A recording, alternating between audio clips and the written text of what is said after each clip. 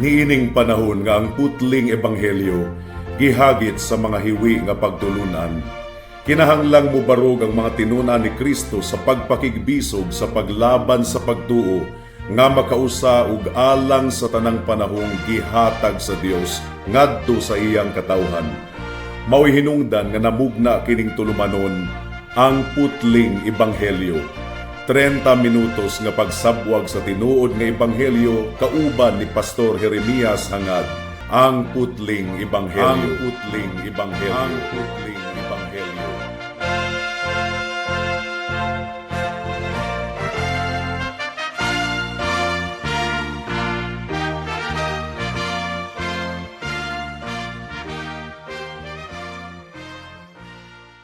Special greetings sa tanang mga regular nga tigpaminawan sa atong panagsibya dinhi sa kahanginan ug espesyal usab nga pagpanimbaya sa akong 97 years old nga lolo nga si Lolo Isabelo Laure Sr.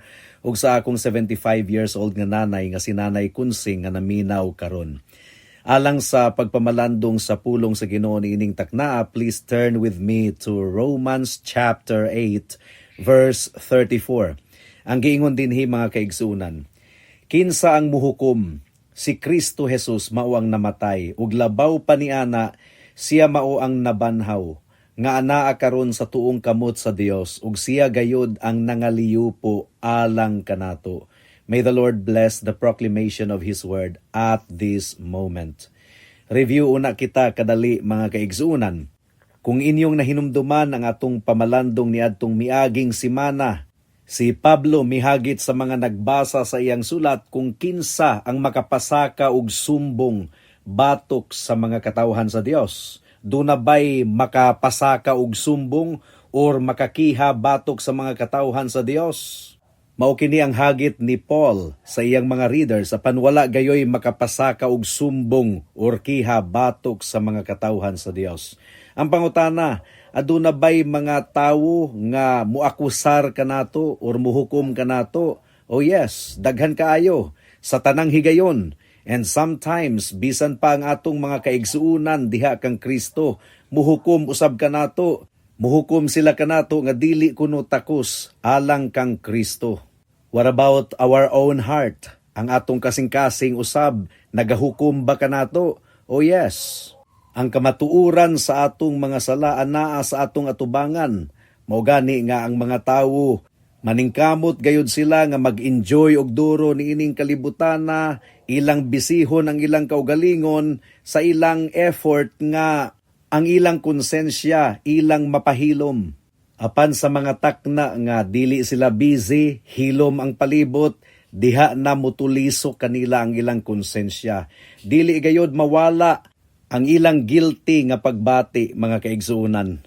Nakasala ka ba niining simanaha? Nakasala ka ba karong adlawa? Posible nga magpakaaron ingnon ka nga ikaw balaan.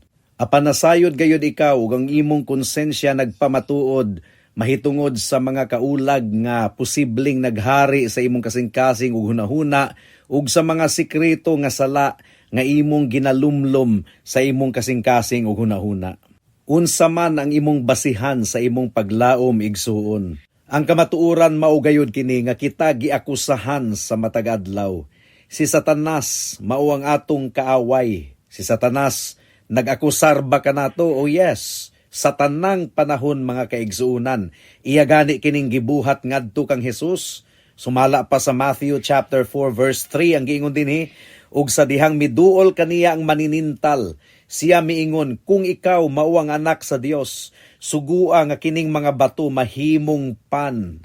So iya kitang ginaakusahan sa tanang higayon. Muingon si Satanas nga kung ikaw tinuod nga Kristohanon, dili gayud unta ka makasala.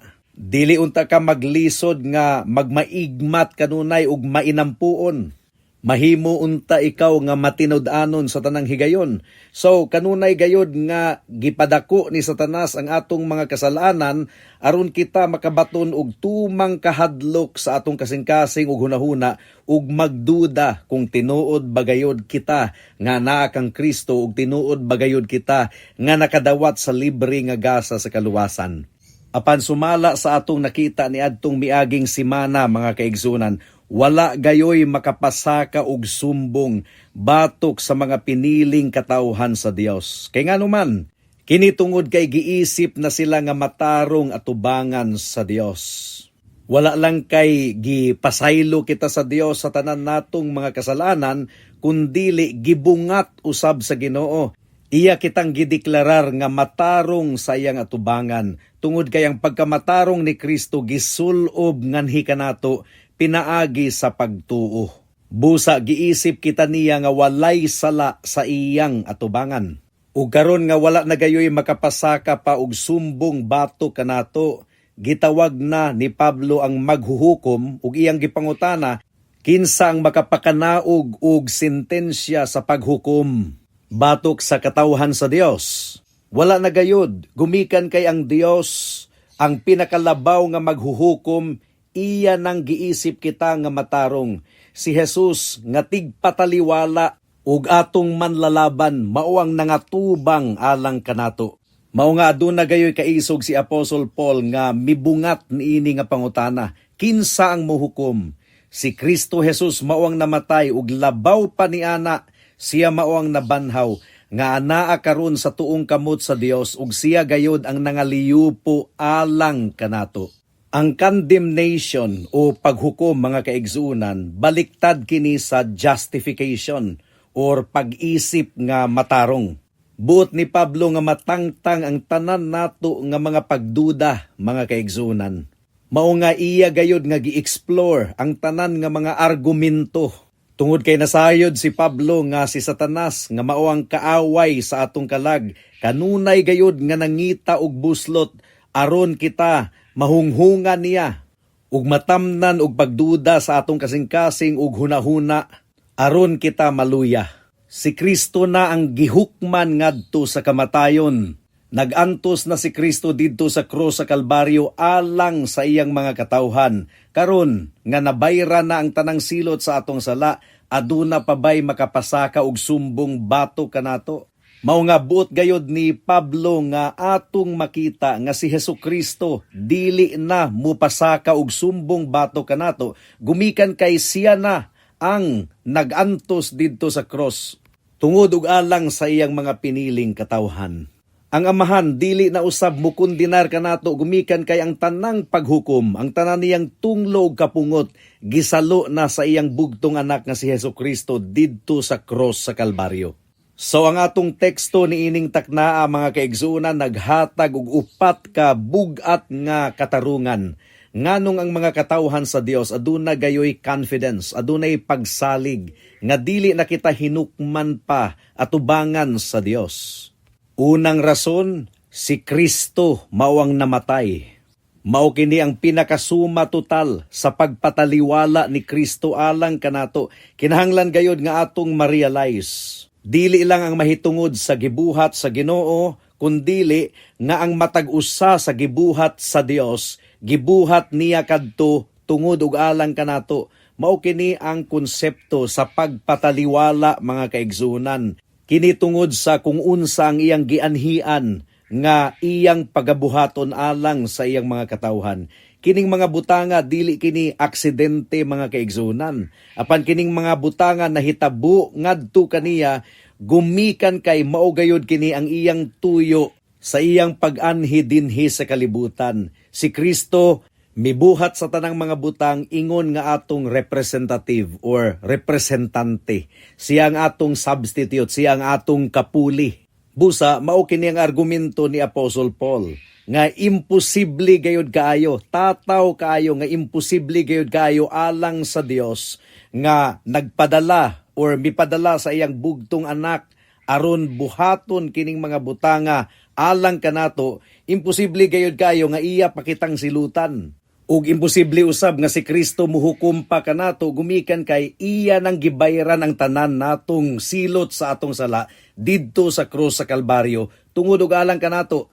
Matud pa sa John chapter 3 verse 17 to 18 ang giingon dinhi, tungod kay wala gipadala sa Dios ang iyang anak sa kalibutan aron hukman ang kalibutan, kundili aron nga ang kalibutan maluwas pinaagi kaniya. Si bisan kinsa nga mutuo kaniya dili na hinukman, apan si bisan kinsa nga dili mutuo hinukman ng daan, tungod kay wala siya mituo sa ngalan sa bugtong anak sa Dios.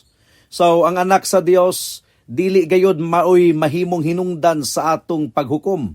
Tungod kay wala man siya gipadala nganhi sa kalibutan, aron hukman ang kalibutan. Mao nga kining atong teksto karon sa Romans 8:34, murag echo rani sa gibungat na ni Kristo sa John chapter 3 verse 17 and 18. Sa pagkatinuod, ang tibuok kalibutan nahailalom sa paghukom sa Dios, busa iyang gipadala si Kristo aron luwason ang kalibutan. So kinsa man ang muhukom? Ang tubag, si Kristo ba nga namatay? Siya ba ang muhukom? Dili gayod, gumikan kay sa iyang kamatayon, iyang gidawat ang tanang paghukom. Nga angayan unta kanato, mao gani nga si Kristo namatay didto sa cross sa Kalbaryo, mao kadto ang hinungdan sa iyang kamatayon. Wala siya'y sala, wala gayoy makapasumangil kang Kristo, walay makapasaka og sumbong bato kaniya. Mao kini ang gipasabot ni Kristo sa John chapter 14 verse 30. Ang giingon dinhi, ang yawa miabot ug wala siya'y makaplagang dautan nga bisag unsa nga ania kanako. Bisan pagani ang yawa, busa mga kaigsuunan, dili gayud unta kinahanglang mamatay si Kristo.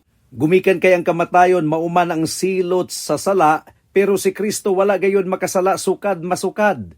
Pero nganong namatay man si Kristo? Ngano man nga niadtong gipugngan unta ni Pedro nga si Kristo pagadakpon, iyang gilampas ang dalunggan sa sulugoon sa sundalo, nganong gipugngan man siya ni Kristo, nganong determinado man kayo si Kristo nga atubangon niya ang iyang kamatayon. Pwede biya unta nga mutawag siya linibo ka mga anghel, aron mulaban niya, aron pagasilutan ang gustong mupatay kaniya, pero ngano man nga giatubang man ni Kristo ang iyang kamatayon. Ang tubag, namatay si Kristo gumikan kay iyang gipasan sa iyang kaugalingon ang kasalanan sa tibuok kalibutan. Siyang nanubag pinaagi sa iyang kamatayon alang sa iyang mga piniling katawhan. Ang iyang kamatayon mao ang paghukom nga gipahamtang sa Dios alang sa atong mga sala. Namatay si Kristo alang sa sala sa iyang mga katawhan. So, dili gayud mahimo nga siya ang hinungdan sa atong paghukom, gumikan kay ang iyang kamatayon man mismo mao ang pagpamatuod nga iyang gitangtang ang paghukom sa Dios gikan kanato. Mao kini ang argumento nga mupapas ug mupahilom sa tanang pag-akusar ni Satanas batok sa mga katawhan sa Dios. Didto sa krus sa Kalbaryo, misinggit si Jesus, it is finished, natapos na.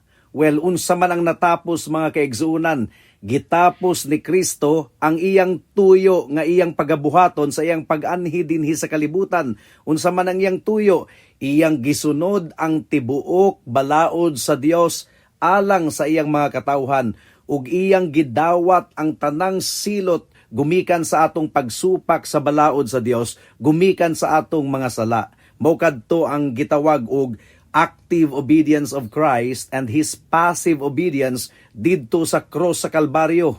Natapos ni Kristo ang tanan, wala gayoy nahabilin pa nga buluhaton nga wala gitapos ni Kristo.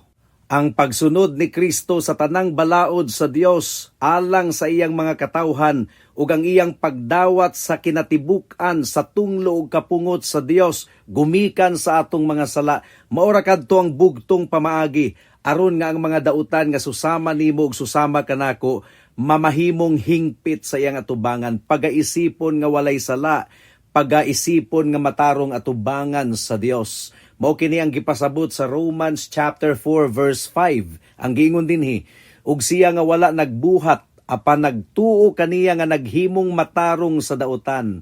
Ang iyang pagtuo giisip nga pagkamatarong. Sa unsang pagkaunsaa nga ang dautan pagaisipon nga matarong atubangan sa Dios. Ang tubag pinaagi sa gibuhat ni Kristo didto sa cross sa Kalbaryo, isip kapuli sa tanan niyang mga piniling katawhan. Ang buot ipasabot niini mga kaigsunan is that ang hustisya sa Ginoo natagbaw na. Mao nga kung silutan paghihapon kita nga mga magtutuo ni Kristo, dili na makatarunganon, gumikan kay gitagbaw na ni Kristo ang tunglo kapungot sa Dios.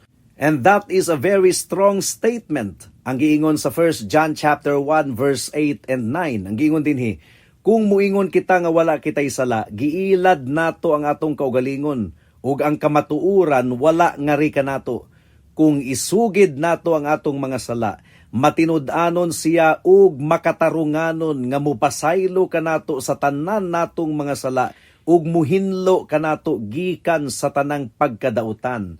So ang Dios matinud-anon ug makatarunganon, ang buot ipasabot niini mga kaigsuonan. Matinud-anon ug makatarunganon ang Ginoo sa iyang desisyon nga mupasaylo gayud kanato gumikan kay gitagbaw na ni Kristo ang tanan niyang tunglo kapungot gumikan sa atong mga kasalanan.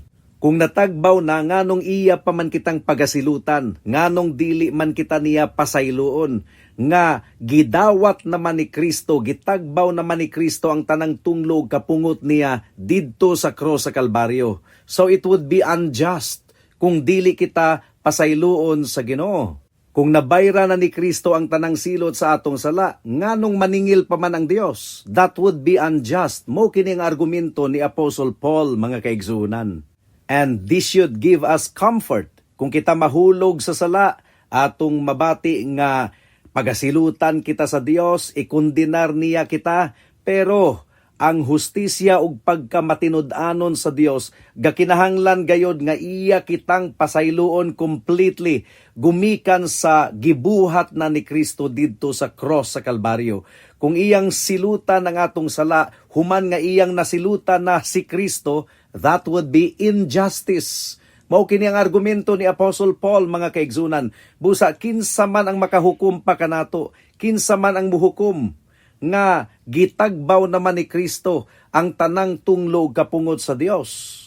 Kung pagahukman paghihapon kita sa Ginoo bisan og nabayra na ni Kristo ang atong sala, nagpasabot kini nga ang Dios dili di ay makatarunganon, but God is just. Busa aduna gayud kitay kasiguraduhan sa kapasayloan sa atong sala. Dili gumikan sa atong pagkamatarong, kundi gumikan sa pagkamatarong ni Kristo o gumikan sa iyang sakripisyo pinaagi sa iyang kamatayon didto sa cross sa Kalbaryo. Mao kini ang argumento ni Apostle Paul. Ikaduhang argumento ni Apostle Paul, nabanhaw si Kristo gikan sa mga patay. Unsa may significance sa pagkabanhaw ni Kristo? Well, ang significance mao nga ang pagkabanhaw ni Kristo mao kadto ang resibo nga nagmalampuson si Kristo sa iyang misyon nga natagbaw gayod ang hustisya sa Ginoo pinaagi sa kamatayon ni Kristo didto sa cross. Ang giingon sa Romans chapter 4 verse 25. Siya ang gitugian ngadto sa kamatayon tungod og alang sa atong mga kalapasan o gibanhaw aron kita ipakawalay sala o mamahingpit. Dili ang pagkabanhaw maong hinungdan sa atong justification. Ang kamatayon ni Kristo mao ang hinungdan nga kita pagaisipon nga matarong atubangan sa Dios. Ang pagkabanhaw ni Kristo mao ang pagpamatuod nga nagmalampuson si Kristo sa iyang misyon. Pinaagi sa iyang kamatayon didto sa cross sa Kalbaryo, natagbaw ni Kristo ang gipangayo sa hustisya sa Dios. O gumikan kay natagbaw man ni Kristo ang gipangayo sa hustisya sa Dios, gibanhaw sa Dios si Kristo gikan sa mga patay. Resibo di ay ang pagkabanhaw ni Kristo, mga kaigsuunan. Resibo nga nagmalampuson siya sa iyang misyon. Ang kamatayon ni Kristo dito sa cross mao ang nagluwas kanato gikan sa 5 ka mga kaaway sa atong kalag. Unsa man kining 5 ka mga kaaway? Well, ang sala, si Satanas, ang balaod sa Dios nga naghukom kanato, ang kamatayon ug ang impyerno. Kining mga butanga mao ang nagbarog nga saksi bato kanato, mga kaigsuunan. Apan si Kristo mao ang nakigsangka alang sa iyang mga piniling katawhan. Gisulbad na ni Kristo ang atong problema sa sala, gipildi na ni Kristo si Satanas, gisulbad na ni Kristo ang gidikta sa balaod sa Dios. Now, what about death and hell? Ang giingon sa Hebrews chapter 2 verse 14, busa sanglit ang mga anak nakaambit man diha sa unod ug sa dugo, siya usab mismo nakaambit sa susamang mga butang, aron nga pinaagi sa kamatayon iyang magunob siya nga adunay gahom sa kamatayon nga mao ang yawa. Ang pagkabanhaw ni Kristo mao ang naghatag kanato og kasiguraduhan nga kining tanan tinuod gayod. Unsa man ang kamatayon mga kaigsunan, ang tubag sa Biblia, ang kamatayon mao ang bayad sa sala. Mao gani nga hadlok ang mga tawo nga mamatay gumikan kay nasayod man sila nga sila makasasala. Ug kung nasabdan nimo ang balaod sa Dios, misamot og kadako ang imong sala atubangan sa Ginoo, gumikan kay ang balaod mao ang kusog sa sala. Naunsa man ang basihan nga atong makonclude nga gipildi na sa Ginoo ang kamatayon alang kanato. Ang tubag mao ang pagkabanhaw ni Kristo gikan sa mga patay. Mao kadto ang pagpamatuod nga gipildi na ni Kristo ang kamatayon ug gipildi na niya ang impyerno mga kaigsuonan. Si Kristo mao ang nagbuhat ni ining tanan tungod og alang sa iyang mga piniling katawhan. Atong paminawon ang Romans chapter 6 verse 8 hangtod sa verse 10 ang giingon dinhi. Karon kung kita namatay kauban ni Kristo, nagtuo kita nga mabuhi usab kita kauban niya. Nasayod kita nga si Kristo nga nabanhaw gikan sa mga patay, dili na gayud mamatay pa pag-usab. Ang kamatayon wala nay gahom bato kaniya. Kay ang kamatayon nga iyang gikamatian niya ngadto sa sala, kausa alang sa tanan. Apan ang kinabuhi nga iyang gikinabuhi niya ngadto sa Dios. O gisumpayan pa kini sa Romans chapter 8 verse 11. Ang gingon dinhi, kung ang espiritu niya nga mibanhaw kang Hesus gikan sa mga patay, nagpuyo diha kaninyo, siya nga mibanhaw kang Kristo Hesus gikan sa mga patay, muhatag usab og kinabuhi sa inyong mortal nga mga lawas, pinaagi sa iyang espiritu nga nagpuyo diha kaninyo. So, the same argument mga kaigsunan. Dili na gayud hinukman pa ang tanan nga mga anaa kang Kristo. Mo kini gipasabot ni Pablo sa Romans chapter 8 verse 1. Ug ang pagpamatuod niini mao ang pagkabanhaw ni Kristo gikan sa mga patay. Mao kadto ang resibo. Ikatulo nga argumento ni Pablo aron matangtang ang tanan natong pagduda is that iyang giingon nga si Kristo naglingkod sa tuong kamot sa Dios. Gibayaw si Kristo. Dili lang kay namatay si Kristo ug nabanhaw gikan sa mga patay, siya usab mikayab ngadto sa langit. Gibayaw siya sa Amahan, human nga iyang natuman ang iyang tibuok nga misyon. Mibalik siya ngadto sa iyang kahimayaan. He was exalted to the right hand of the Father. Ug siya naglingkod sa iyang trono sa iyang kamahalan. Kining giingon sa Hebrews chapter 1 verse 3, ang giingon dinhi, niadtong nahugasan na niya mismo ang atong mga sala, milingkod siya sa tuo nga kamot sa kamahalan sa kahitasan. Kining paglingkod mga kaigsunan, nagpasabot kini nga nakumpleto na ni Kristo ang iyang misyon. Didto sa templo sa Jerusalem, ang mga pari kanunay nagbarog. Gumikan kay wala gayud makumpleto ang misyon sa mga pari. Wala nila matangtang pinaagi sa mga ritual sa templo sa Old Testament ang sala sa mga katawhan. Wala gayud masulbad. Busa kanunay silang nagbarog. Apan si Kristo nga mao ang atong pangulong pari, iyang gituman, iyang gitapos ang tanan mga kaigsunan. Iyang gisulbad sa kinatibuk-an gayud ang problema nato sa sala, pinaagi sa iyang dugo nga iyang giula didto sa cross sa Kalbaryo. It is finished. Natapos na. So, kung ang hari sa tibuok kalibutan mao gayud ang nagluwas sa mga makasasala nga susama nimo ug susama kanako, kinsa pa man ang makahukom kanato, kinsa pa man ang makapasaka og sumbong batok sa mga katawhan sa Dios. Ang atong seguridad na pamatud-an gayod sa paglingkod ni Kristo sa iyang trono sa kahitasan ni ining taknaa. Apan mga kaigsunan, ikaupat nga punto, si Kristo wala lang naglingkod ug naghari. Siya usab nangaliupo alang kanato. Siya ang tigpataliwala Naglingkod siya sa tuong kamot sa Dios ug nangaliyupo alang kanato. Bisan pa og natapos na ni Kristo ang iyang pagtubos didto sa krus sa Kalbaryo, wala nagpasabot nga nagrelax si Kristo niining taknaa mga kaigsuonan.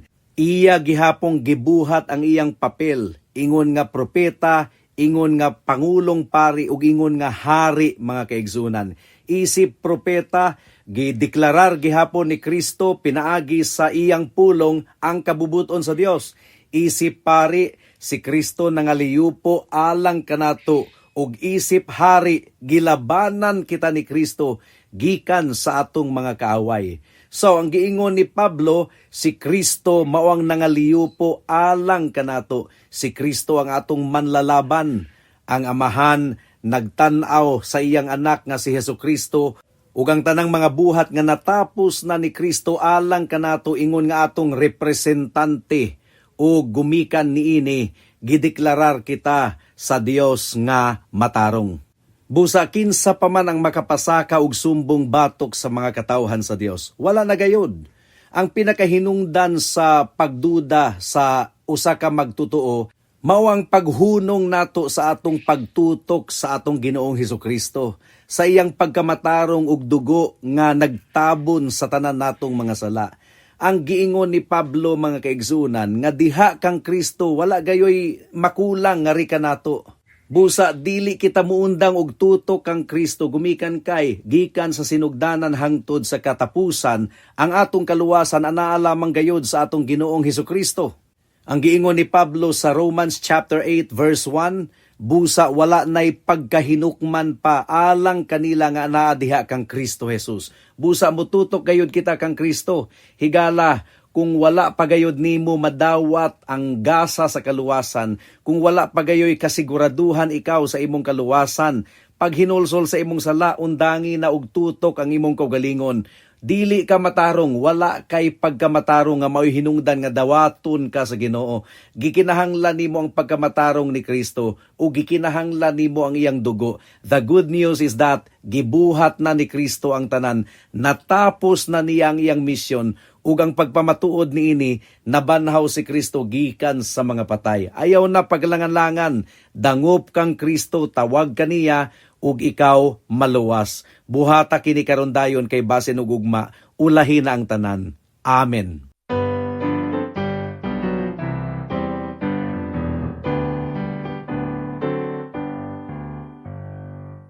Sa krus nga namatyan ni Jesus, diin ang dugo niya giula. Akong nadawat ang pasaylo, daygon ngalan niya. Daygon si Jesus, daygon si Jesus, tungod sa dugo niyang giula. Daygon si Jesus, nabatunan kong kaluwasan, dito sa krus kininatuman, karon siya ani-aning dughan, daygon ngalan niya. Daygon si Jesus, daygon si Jesus, tungod sa dugo niyang giula. Daygon si Jesus, dugo ni Jesus ang naghinlo, kinabuhi ko may kalipay, binantayan ako ni Jesus. Daygon ngalan niya, daygon si Jesus, daygon si Jesus, tungod sa dugo niyang giula. Daygon si Jesus, dangop sa tubod nga si Jesus, kaniya itugyan ang tanan, salig karon ug mahinlo ka. Daygon ngalan niya, daygon si Jesus, daygon si Jesus, tungod tungod sa dugo niyang giula, dayon si Jesus. Alang sa dugang nga mga pangutana, mahimong mo text kang Pastor Jeremias hangad sa 0935-744-3030.